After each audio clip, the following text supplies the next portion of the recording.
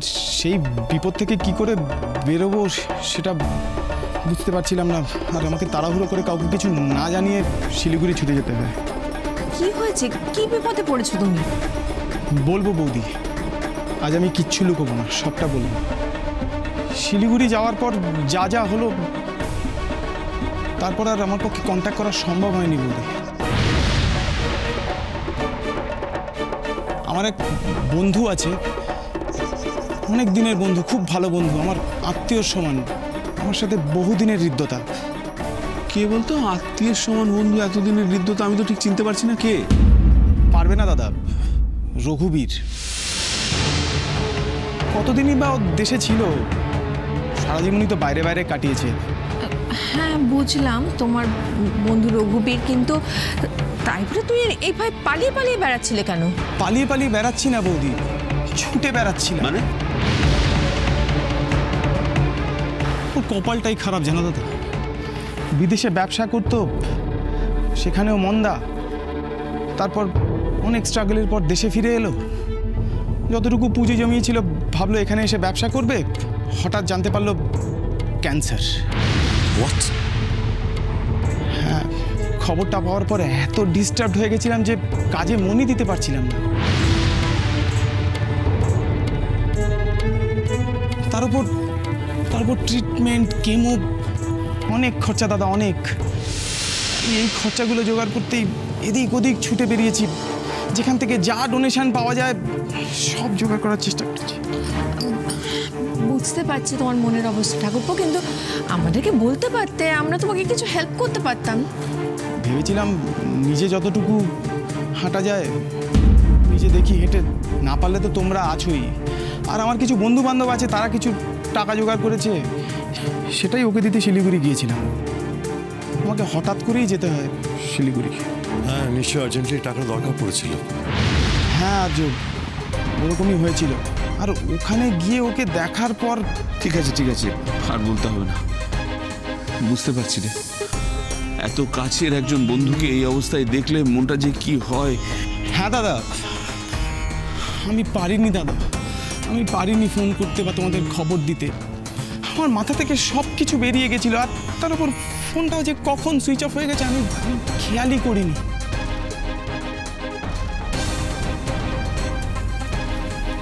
বানি, আমি really sorry. আমি জানি তুমি আমার জন্য কতটা দুশ্চিন্তা করেছো এই দুদিন।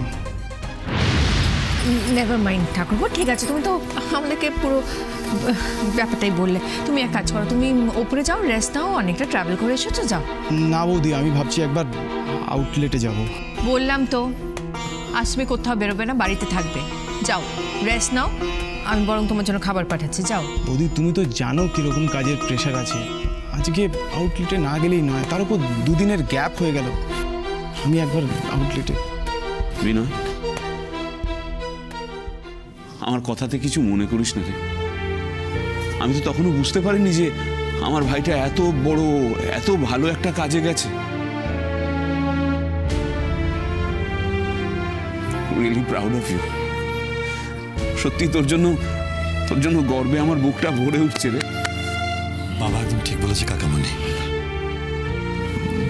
বড় কাজ কিনা জানি না, তবে যেতে আমাকে হতোই, না গিয়ে কোনো উপায় ছিল না। যাই, ফ্রেশ হয়ে আসি। আজকে একবার আউটলেটে না গেলেই নয়।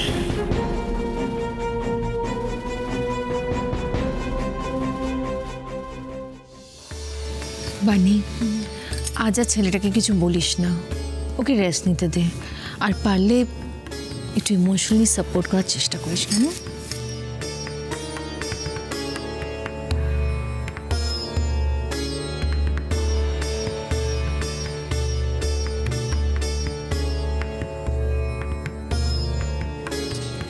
কাকিমণি, কাকামণি যা করেছে আমার মনে হয় আমাদের সকলের কাকামণিকে সমর্থন করাই উচিত। আর আমাদের সাধ্যমতো কাকামণিকে সাহায্য করাও দরকার।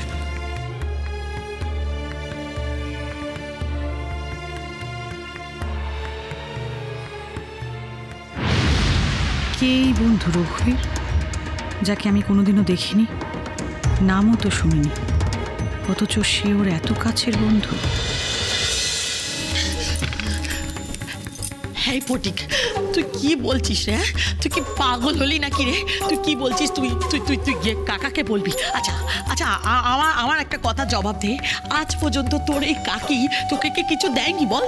আমাদের একদম সময় নেই বুঝলে কাকি, আর তোমার অনেক নাটক আমি সহ্য করেছি, আর না, এবার তুমি ফটিকের যাত্রা দেখো। হ্যাঁ ফটিক, তখন থেকে আমাকে এরকম চোটপট দেখাচ্ছিস কেন বলতো? তখন থেকে সহ্য করছি আমি কি করবো বল? আমি চারুর কাছ থেকে হাত পা জোর করে টাকা চেয়েছি, চারু আমাকে টাকা দেয়নি। ও বাবা, তোমরা মা মেয়ে মিলে কি টুকি টুকি করবে, আর এদিকে যে ফটিকের লোকসান হচ্ছে সেটা তুমি দেখবে না? মা শেতলা কি রাখে বলছি, বিশ্বাস কর ওই চারু আমাকে একটা টাকা ঠেকায়নি। ভিজছে না কাকি, চিড়ে ভিজছে না। আমি কাকাকে গিয়ে সব বলি বুঝলে, তারপর দেখবে ওই জল আর দুধ কি সুন্দর আলাদা হয়ে গেছে, তখন বুঝবে। আমি যা যা যা যা, বল বল বল বল বল, সব কথা বল, গিয়ে সব কথা বলে দে কাকাকে, কি হবে তাতে? তাও বা দুটো টাকা পেতে সেটাও পাবি না। যা গিয়ে বল বল বল, যা যা বল বল। ফটিক রে ফটিক, দেখ দুজনের মাথা গরম করে কি হবে বল? মাথা গরম করিস না, শোনা, আমি তো তোর কাকি। আচ্ছা তুই বল, তোর কাকি কোনোদিনও আজ পর্যন্ত কথার খেলাপ করেছে? হ্যাঁ করেনি তো, সব কথা রেখেছে। দেখ বেদিন বলেছিলাম চারুকে তোর কাছে পাঠাবো, পাঠিয়েছিলাম তো। কে কবে রাজা হয়েছিল? আরে হাতি সালে হাতি আর ঘোড়া সালে ঘোড়া, ওসব অনেক শুনেছি কাকি। এবার তুমি রোকড়া ছাড়ো। হ্যাঁ দেবো দেবো, যা যা টাকা বলেছি তার থেকে বেশি দেবো, সব দেবো সব। তুই তুই তুই শুধু আমাকে একটু সময় দে মা। হ্যাঁ একটু, আমি তোর গাছে বলছি। এই সবে মরার ঘর থেকে ফিরে এলাম, আর না। ঠিক আছে ঠিক আছে, তাহলে আমার দিবি কে বলছি? আমার ঠপবাজি। হ্যাঁ আমার ঠপবাজি। আচ্ছা তুই কি শুরু করেছিস বলতো? হ্যাঁ তখন থেকে আমাকে ধমকি দিয়ে যাচ্ছিস, কাকাকে বলবো। যা যা যা যা গিয়ে কাকাকে বল, তারপরে তো আমার যা হওয়ার হবে। আমি তো মেনে নিয়েছি, কি হতে পারে আমি তো জানি, কিন্তু তোর কি হবে রে? তোর অবস্থা কি হবে? ফটিকের কি হবে সেটা নিয়ে তোমার একদম ভাবতে হবে না কাকি। তুমি নিজেরটা ভাবো, তুমি এটা ভাবো যে তুমি টাকাটা কিভাবে জোগাড় করবে। একদিন একদিন মানে একদিন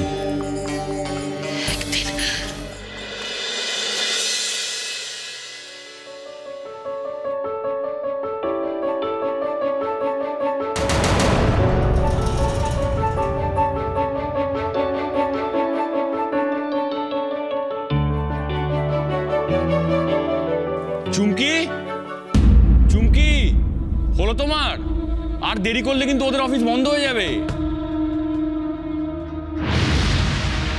চেঁচাও চেঁচাও, চারুর কানে না যাওয়া অব্দি তো আমার শান্তি নেই। কথা কথা কর। চুমকি, ভাই তোমরা কি কোথাও বেরোচ্ছ? হ্যাঁ বৌদিমণি, দেখো না তোমার বোনের একটা ইচ্ছে হয়েছে। কি ইচ্ছে হলো?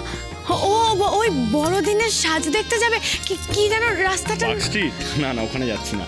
আসলে আমরা দুজনেই কুরিয়ার অফিস যাচ্ছি, রথ দেখার কলা বেচা দুটোই হবে।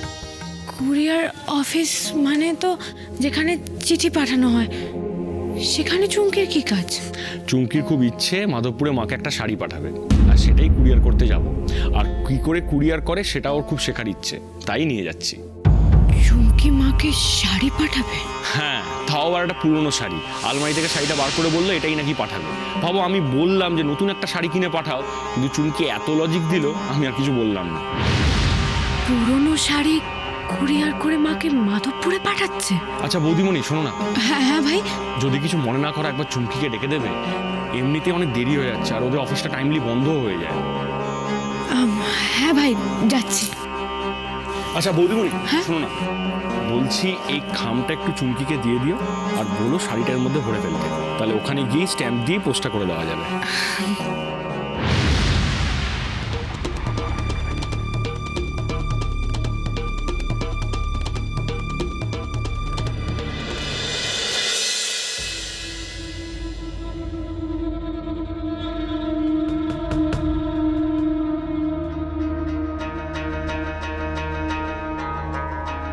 বাবা যা টেনশন হচ্ছে, এবারে মালটাকে ঠিক মতন করে পাচার করতে পারলে বাঁচি। চুমকি,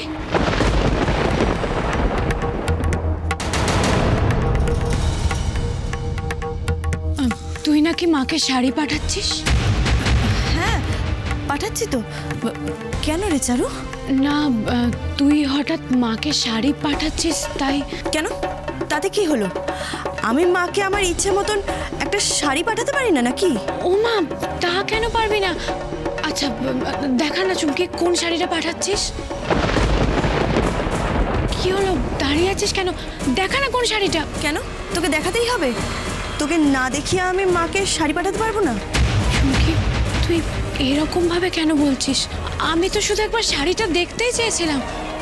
থাক, হাত দেখাতে হবে না। এই খামটা রাখ, ভাই পাঠালো। শাড়িটা এর মধ্যে ভরে নিস, তাহলে ওখানে গিয়ে শুধু ওই স্ট্যাম্প দিলেই হয়ে যাবে।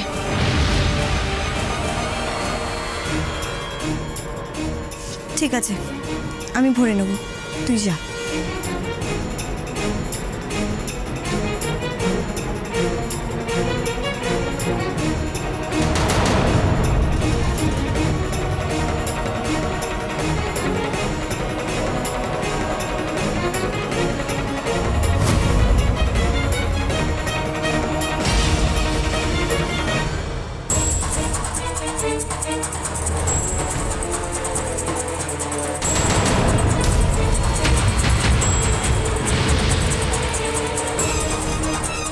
শাড়ি যখন পাঠাচ্ছে সাথে একটা সিঁদুর কৌটো।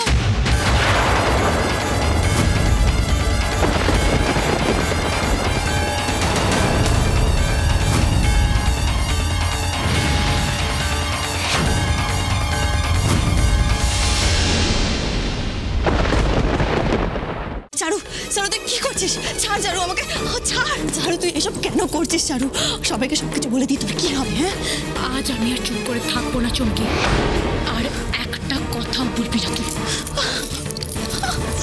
আজ সবাই সব সত্যিটা জানবে। ভাই, ভাই।